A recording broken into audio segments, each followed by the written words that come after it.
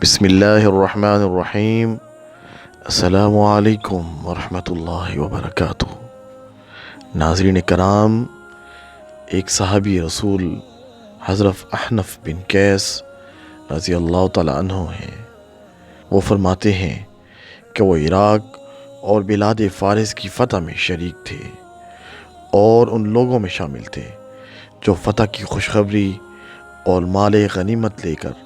امیر المؤمنین حضرت سیدنا فاروق اعظم رضی اللہ تعالیٰ عنہ کی خدمت میں مدینہ منورہ پہنچے تھے۔ آپ رضی اللہ تعالیٰ عنہ فرماتے ہیں کہ فتح کی خوشی اور مال غنیمت کی فراوانی کے باعث ہم نے مدینہ منورہ میں داخل ہونے سے پہلے پرانے سادہ لباس اتار کر عمدہ اور قیمتی لباس زیبتن کیے اور امیر المؤمنین سیدنا فاروق اعظم رضی اللہ تعالیٰ عنہ کی خدمت میں حاضر ہوئے۔ سیدنا فاروق اعظم رضی اللہ تعالیٰ عنہ نے ہمیں دیکھا تو ہم سے منہ پھیر لیا اور کوئی گفتگو نہ فرمائی۔ ہم بہت پریشان ہوئے۔ امیر المؤمنین سیدنا فاروق اعظم رضی اللہ تعالیٰ عنہ کے فرزند حضرت عبداللہ بن عمر رضی اللہ تعالیٰ عنہ کے پاس پہنچے اور ان سے کہا کہ وہ وجہ معلوم کریں کہ ایسا کیا ہوا کہ فاروق اعظم رضی اللہ تعالیٰ عنہ نے ہم سے منہ پھیر لیا۔ تو حضرت عبداللہ بن عمر رضی اللہ تعالیٰ عنہ نے فرمایا کہ تمہارا فاخرانہ لباس امیر المومنین کی ناراضگی کا باعث بنا۔ تو یہ بات سن کر ہم واپس اپنے ٹھکانوں پر گئے، نئے لباس اتارے، وہی پرانے اور سادہ لباس پہنے اور حضرت عمر رضی اللہ تعالیٰ عنہ کی خدمت میں پھر حاضر ہو گئے۔ اس بار سیدنا فاروق اعظم رضی اللہ تعالیٰ عنہ نے خندہ پیشانی سے ہمارا خیر مقدم کیا، سب کو گلے لگایا اور حالات دریافت کیے۔ ہم نے اپنے معرکوں میں فتح و کامرانی کی خوشخبری دی، مال غنیمت پیش کیا اور اس میں سے کچھ مٹھائیاں امیر المومنین رضی اللہ تعالیٰ عنہ کے سامنے پیش کیں۔ آپ رضی اللہ تعالیٰ عنہ نے تھوڑی سی مٹھائی چکھی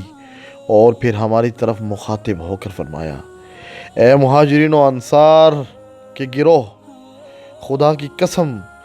تم دنیا کے اس سامان کی طرف متوجہ ہو گئے تو اس مال پر تمہارے بیٹے اپنے باپوں کو اور بھائی اپنے بھائیوں کو قتل کریں گے۔ اس کے بعد وہ مٹھائیاں شہداء کے گھروں میں بھجوا دی گئیں اور غنیمت کا مال ہم میں برابر تقسیم کر کے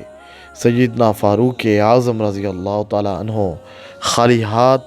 اپنے گھر کی طرف روانہ ہو گئے۔ اور ان کے جانے کے بعد مجلس میں بیٹھے لوگوں نے آپس میں مشورہ کیا کہ اب حالات تبدیل ہو گئے ہیں، اس لیے ہمیں امیر المومنین سے بات کرنی چاہیے کہ وہ اپنا یہ پرانا جبہ بدل دے جس پر 12 پیون لگے ہوئے ہیں اور کوئی اچھا سا لباس پہنے،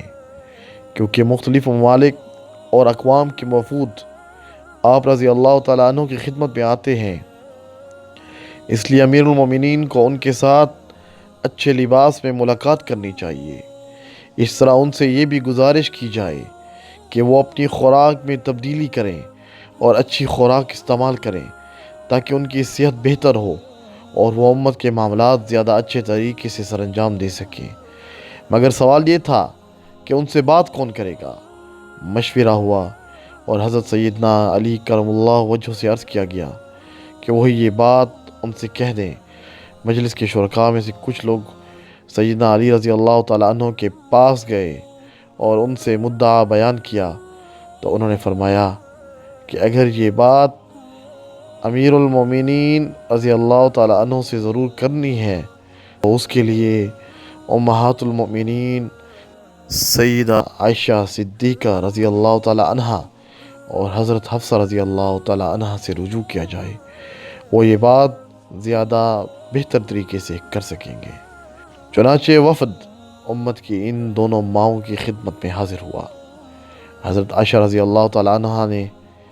امیر المومنین سے بات کرنے کی حامی بھری، جبکہ حفصہ رضی اللہ تعالیٰ عنہ نے، جو خود حضرت عمر فاروق رضی اللہ تعالیٰ عنہ کی بیٹی تھی، کہا کہ میں بھی ساتھ چلی جاتی ہوں، لیکن مجھے امید نہیں کہ وہ یہ بات قبول کر لیں۔ چنانچہ ایسا ہی ہوا کہ امت کی دونوں ماؤں نے مل کر امیر المومنین حضرت عمر فاروق رضی اللہ تعالی عنہ کی خدمت میں یہ معروضات پیش کی تو امیر المومنین سن کر رو پڑے اور حضرت عائشہ رضی اللہ تعالی عنہ سے پوچھا